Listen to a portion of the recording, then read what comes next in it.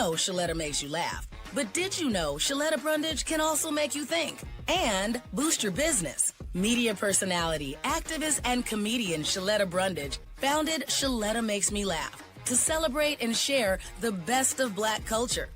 It's a podcasting platform. You can download 10 weekly podcasts hosted by African-American subject experts at ShalettaMakesMeLaugh.com or wherever you find your favorite podcasts. ShalettaMakesMeLaugh.com is also a production house, creating broadcast quality commercial content.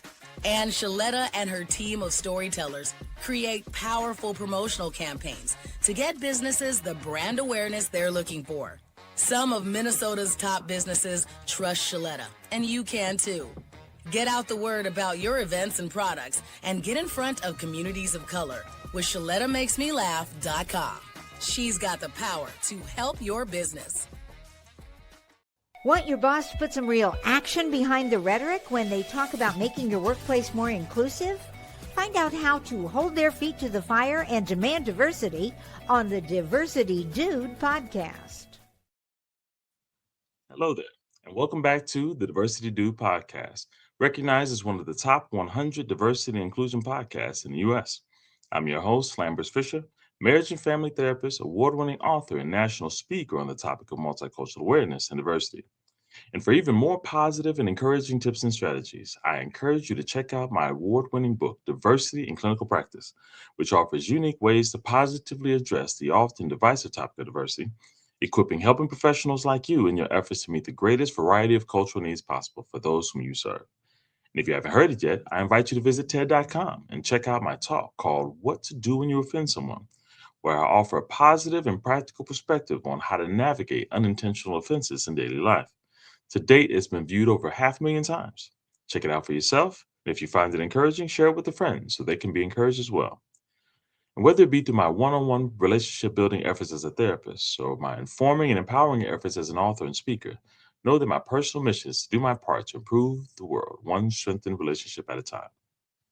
Now, today I'd like to share with you a few thoughts on the question, is Tourette's an excuse for racism?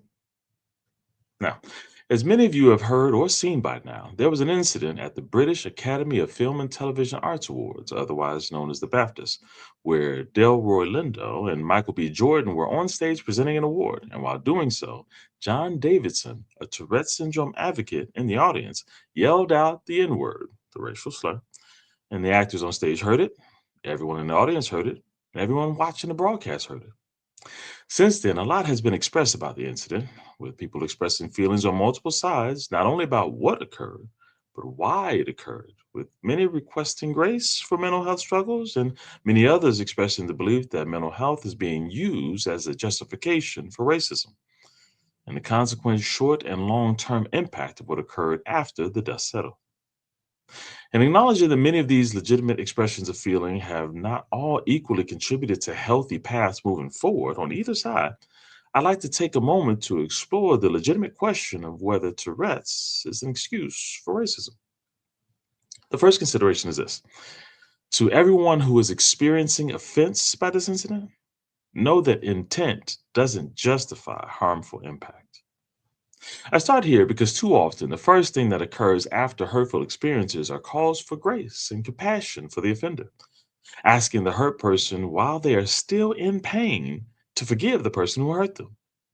This is often done by highlighting that they didn't mean to. And while this very well may be indeed the case, their intentions don't erase the physical, psychological, or emotional impact of their actions. If I accidentally shot you, even if I could prove that it was indeed an accident, that doesn't undo the wound that it caused or stop the bleeding. Not only that, but it matters that efforts be made to address the impact before asking to consider the intent, extending grace, or offering forgiveness. How can it be addressed? Well, three things come to mind. Acknowledge what happened, take ownership of the impact of what happened, and make steps to repair the relationship after the incident occurred. In the case of John Davidson at the BAFTAs, everyone heard what happened, and thankfully, I haven't heard anyone offering gaslighting arguments suggesting that he didn't actually say what everyone heard him say. No, everybody acknowledged that part. The tricky part comes when the ownership of the impact of what happened is missing. And yes, this is where apologies do come into play. The unique question here is who should apologize and where should it come from? Most argue that the apology needs to come from John Davison, and rightfully so, since he's the one who shouted out the obscenity. Since the incident, Davison is reported to have expressed that he is always and always will be deeply mortified if anyone considers his actions, his involuntary tics, to be intentional or to carry any additional meaning. He added that he has spent his life trying to support and empower the Tourette's community and to teach empathy, kindness, and understanding from others, and he will continue to do so. What is not seen on the broadcast is that after the incident, he did choose to leave the auditorium early as he was aware of the distress his tics were causing. And there were multiple, other than the racial slur, that we got significantly highlighted that night. Now, on one hand, I appreciate that he made an effort to address the incident in a positive way, positively acknowledging the negative impact of his actions. However, as a relationship expert, having helped hurtful spouses apologize in hopes of genuine repair for years, there were aspects of his apology effort that hindered its potential impact. Primarily, saying that he was mortified if anyone considered his involuntary tics to be intentional. That sounds like I apologize if you were hurt by my unintentional actions, which, whether intended or not, sounds like blaming the hurt person for not understanding the lack of intent, suggesting that, well, if you just understood my intentions, you wouldn't feel hurt and I would have nothing to apologize for.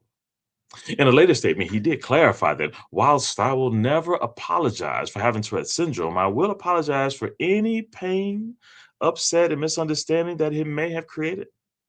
Now, this is better as it takes that if out of it, but still admittedly just drops a little bit in the bucket of an ongoing need.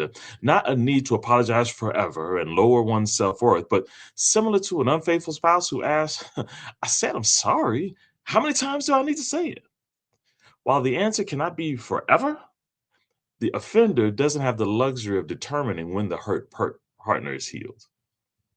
Not only that, but words combined with corresponding behaviors have an even better chance of contributing to that repair, helping both sides move toward the goal of moving beyond the offense and developing a relationship that does indeed involve mutual understanding and grace. Not grace that is expected and demanded, but grace that is earned through acknowledgments, accountability, and repair.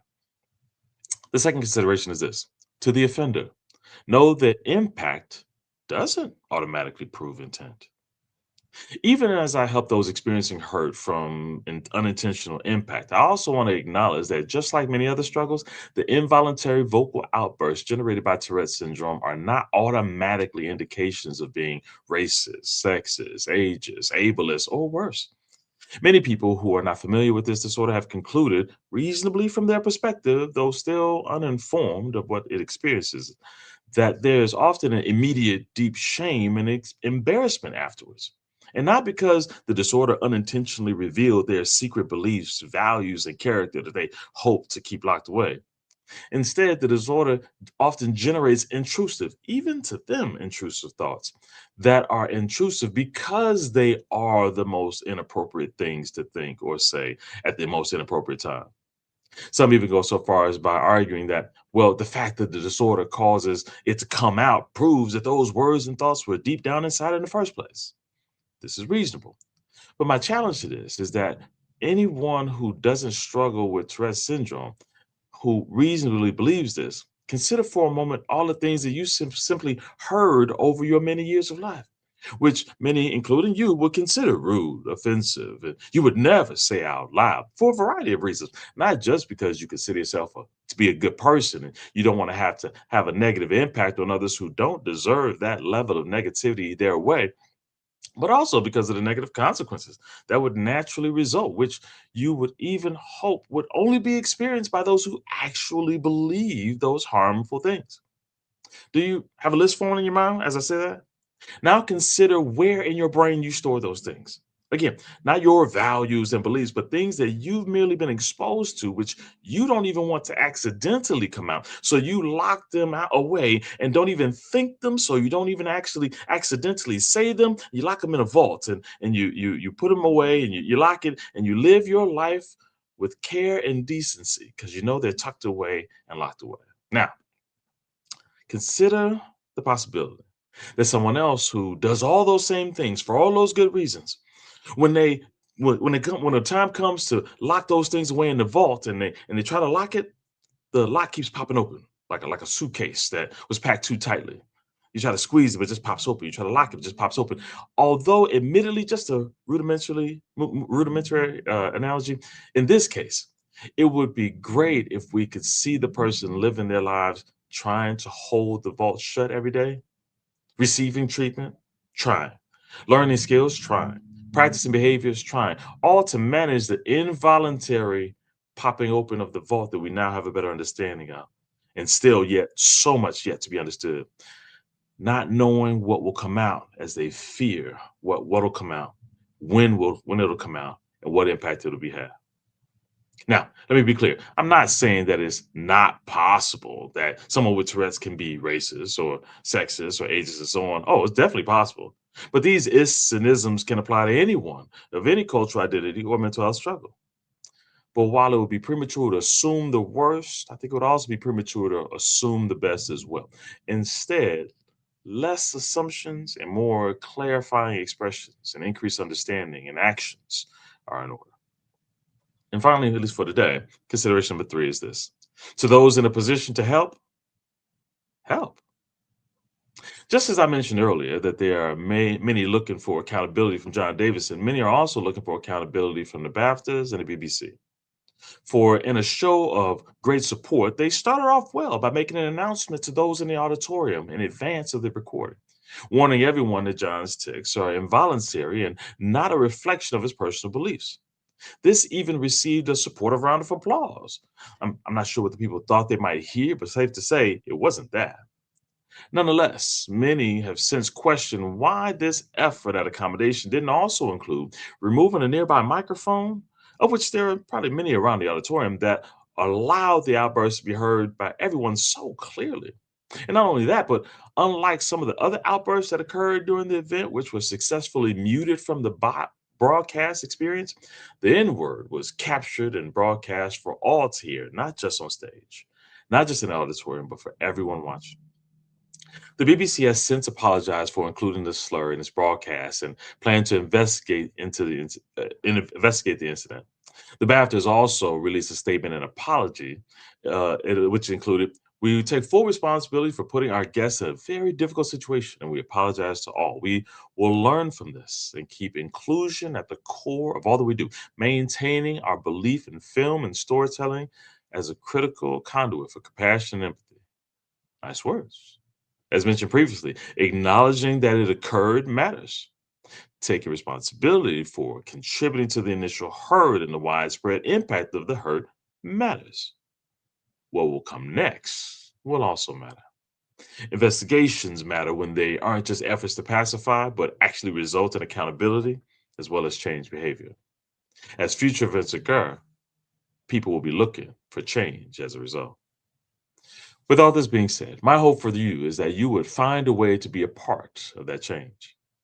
If you're in a personal or professional environment where someone struggles with Tourette's or any other similar situation, then make efforts to understand as much as you can before something offensive occurs, not just as a gift of grace to them, but also to help you better discern what seems out of character and unlikely, warranting any grace you can extend in a negative way, but in a positive way, versus what is unfortunately consistent with poor character and which may require a lot more repair before grace can even be considered.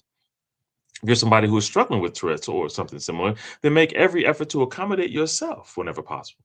You don't have to isolate yourself from the rest of the world to take steps to reduce the impact you have on others. It's not easy, but you don't have to figure it out on your own. Therapy, support groups, and there are many more other sources of collaboration with other people who are not only trying to do the same thing, but succeeding one moment at a time. And if you're in a position of authority, then make every effort to learn about the variety of physical as well as mental health needs of those whom you lead and serve. And as you are not expected to be a mind reader, openly welcome individuals sharing with you their struggles and consider their request for accommodation as much as it is within your power to do so. Yes, the request may seem inconvenient, but remember that they're not asking just for themselves, inconveniencing of you to benefit them. No, no, no. The reasonable request is also a request for change behavior to help them reduce the hopefully unintentionally negative impact that they might have on everybody else while in your care. Though with varying degrees of responsibility, we can all do our part to be on the lookout for ways to help increase your information understanding of yourself and others, and consequently reduce the negative impact influenced by mental health struggles. Let's assume less, let's learn more, and work to make the future better for us all. And with that, I'll say thanks again for listening to today's Diversity Do podcast. If you found it positive and insightful, then be sure to like and subscribe so I know which topics you'd like me to share more on in the future. And share with a friend so they can be encouraged as well. You can also get my free guide for how your organization can learn positive and shame-free empowering strategies for cultivating a culturally safe work environment for you and everyone on your team simply by visiting lambertsfisher.com/playbook or share with them my award-winning book, Diversity in Clinical Practice, available at amazon.com. And don't forget to visit TED.com and check out my talk on what to do when you offend someone. I hope it inspires you and that you share with someone else so that they can be inspired as well. And as usual, I look forward to addressing as many topics as possible in future podcasts to help you improve as many relationships as possible at work, at home, and in your community. And as always, remember this: you don't need to know everything about everyone in order to have a positive impact on someone. Thank you all for tuning in and have a great day. Tune in each week and find out how to demand and implement diversity at your job. To hear more, check out previous Diversity Dude shows on ShalettaMakesMeLaugh.com. Want to own a home, especially your first? Well then, welcome home to the Old National Bank Down Payment Assistance Program. We're here to help you from start to finish and make getting a mortgage a little easier. Plus, you may be eligible for up to $15,000 to use toward your down payment. How's that for a little easier? Everyone deserves a place to call home and a bank to help get them there. Connect with an Old National mortgage lender to learn more. Old National Bank. Get old in your new home. When she walked in on her first day at Doherty Family College at the University of St. Thomas, she didn't know a soul. I'm Zion, and I'm a second year at DFC. A year later, and so many changes for Zion. I love my friends here. I couldn't do anything without them. We support each other all the time. At Doherty Family College, Zion also finds support on the academic side. Like all DFC students, Zion can count on a team committed to her success. Doherty Family College is Minnesota's affordable private college option. DFC students earn their associate's degree and then can transition to a 4-year college or university for their bachelor's. Many are students of color or first in their family to go to college. It's nice to see people that look like you pursuing an education, wanting to succeed academically. Zion encourages any high school student looking for a college home to do what she did and apply to Doherty Family College. All the support you can need is here. Ready to make your move and experience Doherty Family College for yourself? Then schedule your visit to the Minneapolis campus at dfc.stthomas.edu/visit.